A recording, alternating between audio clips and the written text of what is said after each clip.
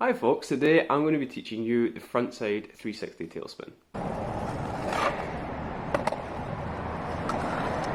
Before you progress to learning this trick as it is, there are two things that you need to know. The first thing that you need to know is how to balance on your tail.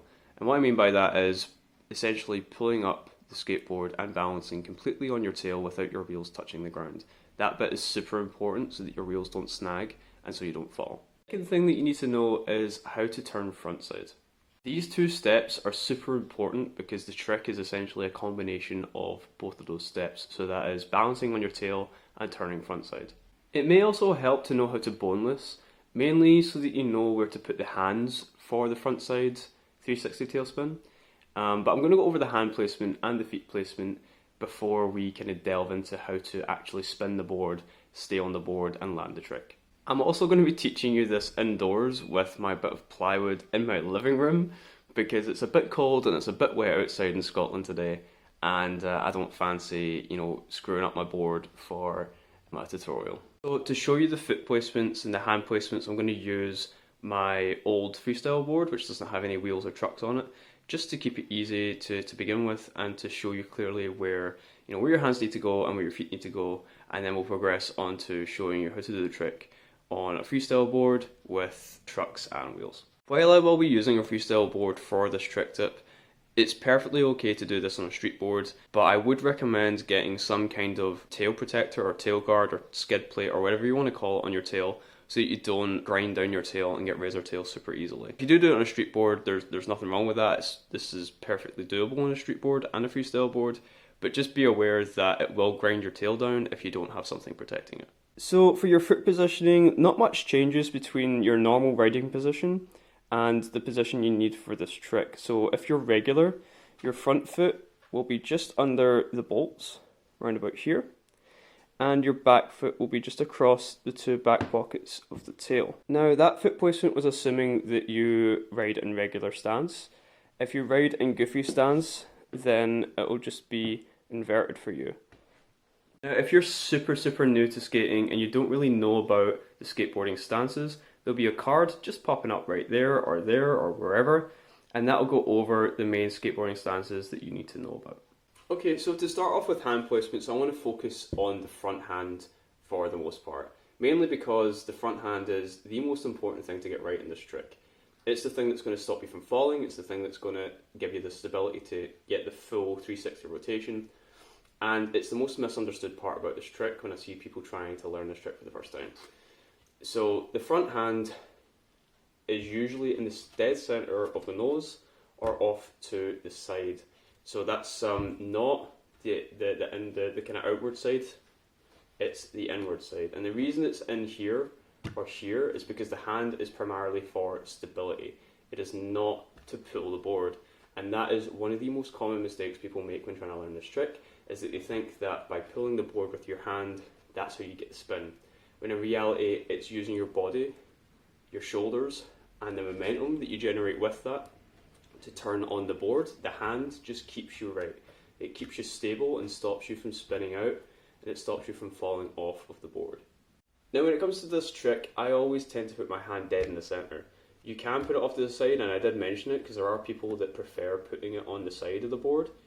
But the reason I don't like doing it that way is because if you're riding regular, then you're going to have to reach kind of behind your front foot to get a grab on this side of the board, like properly. And again, if you're goofy, then it would be inverted, so you need to reach in front of your front foot to get a grab on this side of the board. And that's pretty much why I prefer grabbing it dead center, is because it's easier and it gives you a bit more stability, and it also allows for progression of the trick later on. So you could like flick out, finger flick out, or do all kinds of wild variations to finish the trick. So it gives you so many variations by learning the trick by grabbing dead center of the nose rather than on the sides, depending on what stance you are. So the last thing I want to mention about the front hands is that it is responsible for pulling the board in towards you. And it's a fundamental part of the trick. It's super important to get right, because if you pull too much, you're going to fall backwards. If you don't pull enough, your wheels are going to drag on the ground. So it's finding that nice balance point for your board and your body, and that's what the front hand is responsible for. The front hand is the key to this trick. for the most part. It's the thing that keeps you balanced, and it's the thing that gets the wheels off the ground and gets the board spinning on the tail. So the second thing I want to teach about the hand placements is where the backhand goes. Because while it's not as important as the front hand, it's still important to the trick, especially when you're going from grip, because you need some way to get the board off the ground, and that's what the backhand is for. So if you skate in regular stance like I do, your backhand essentially grabs in a boneless position. So where you grab on the board doesn't really matter as long as it's behind your front foot and somewhere above the middle of the board. And what this does is brings the board up. So I mentioned earlier that knowing the boneless will help you with this trick a little bit, and that's what I'm talking about, because you'll be grabbing in a boneless position and kind of doing a half boneless, so the board never actually leaves the ground. All you're doing is grabbing in boneless position and pulling the board up into your front hand and getting the back wheels off the ground into the kind of tailspin position. So this is regular position. What you'll essentially be doing is grabbing in boneless position, doing the motions of a boneless up until about this point, because your tail will never leave the ground. Once you're in this position, your front hand grabs onto the board, roughly right where the nose is, and this hand just comes off the board completely, and you pull up and into the spin. So it's super important that after you pull up into it, you're using your shoulders for the spin. You don't pull with this hand. So when this hand leaves the board, this hand is now just for stability, and the spin comes from basically rotating your body, kind of like you're doing an ollie 180 or any kind of 180 trick. The spin comes from the shoulders and from turning the body, not from pulling the board in this trick. Okay, so if you're struggling with this trick, chances are it'll be to do with the back foot and balancing when you're in this position. It will feel very unnatural at first because this position is very precarious. It's very easy to slide out, and you do need really good balance for this. And that's why it's super important to practice on, say, a carpeted surface or grass or something that's not going to slide as easily. And all you need to do is start practicing the pull-up from grip like this. So I want to give some attention to the front foot, because the majority of your weight will be on your back foot. I'd say it's a kind of like 70-30 split, so 70% of the weight should be on your back foot.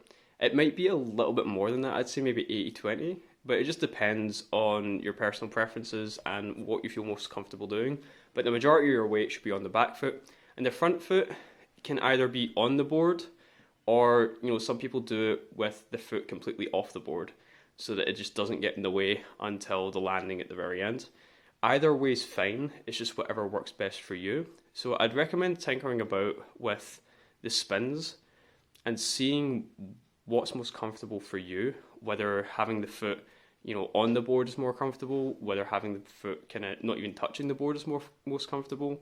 It might be easier to kind of bring the foot in towards the body and have it just lightly touching the board to begin with until you can get a feel for what you prefer to do. It can be quite easy to get disheartened with this trick very quickly if you don't get the 360 rotation, and it's perfectly fine. You can go for a 90-degree rotation, you can go for a 180-degree rotation, just to get that feel for spinning on the tail without your wheels touching the ground, and to kind of get the feel for where your front hand should be, where your front leg should be, and the kind of weight distribution that you're comfortable with between your back and your front leg.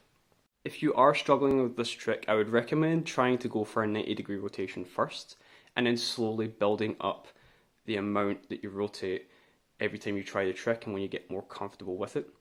That's essentially how I learned it. I started off by learning how to do a 90-degree rotation, and then eventually a 180-degree rotation, and eventually a 360-degree rotation. And it's just pushing yourself that little bit more, that extra 1 to 10 degrees, whatever it is, every time you try the trick, and eventually you'll get it to a point where you can do the 360 rotation, without much thought.